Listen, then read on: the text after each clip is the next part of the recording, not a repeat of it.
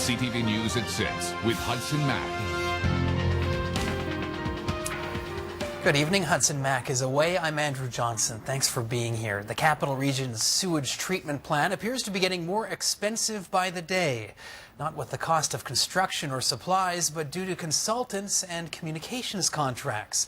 Critics are calling for accountability, saying money is being spent on positive spin and lots of professional opinions when it should be going to better technology and safer systems. As CTV's Aaron Glazier reports, the spending comes as the contingency fund shrinks, leaving some to fear cost overruns will be passed on to taxpayers.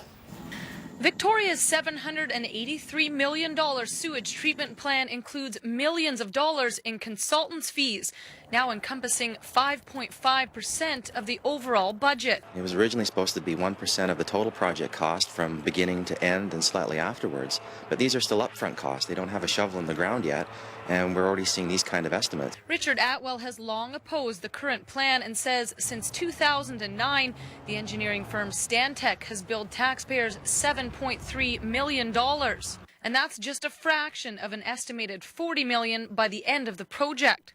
This is money that's in the overall budget and was always budgeted for, and it's normal on a project of this size. Commissioners will vote Friday to advance more money to the company, which provides engineering and design advice on the project. Next year, Stantec will bill $7.8 million to the region for program management. Undefined services, $400,000. I mean, they've been at the project for several years. I mean, can't they define that before billing the taxpayer? Cost questions have plagued the project from the start, as politicians have struggled to come to an agreement on appropriate site choices and technology direction. And every time you have to have another report, staff have to lean on the consultants, and that's why I'm worried about cost overruns. Marketing the project is also costing a significant amount. Already $50,000 has been spent on communications for the Cetera brand, and it is set to award a $2.4 million contract to Acumen Communications to oversee public engagement, outreach, and media relations. You need a firm to do this. Again, the CRD doesn't have the resources internally. And if you take this across 5 years, this is basically equivalent to one full-time person across 5 years at the rate. So it's not exorbitant in any way.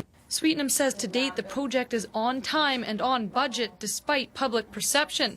And in order to move forward, the committee is asking people to keep an open mind.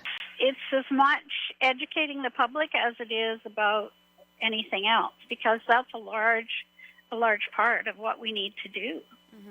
With requests for proposals out on the sewage treatment plant and ground set to be broken by the middle of 2014, anything to keep this project on track and on budget is being pushed down the pipe before contingency funds dry up. Aaron Glazier, CTV News, Victoria.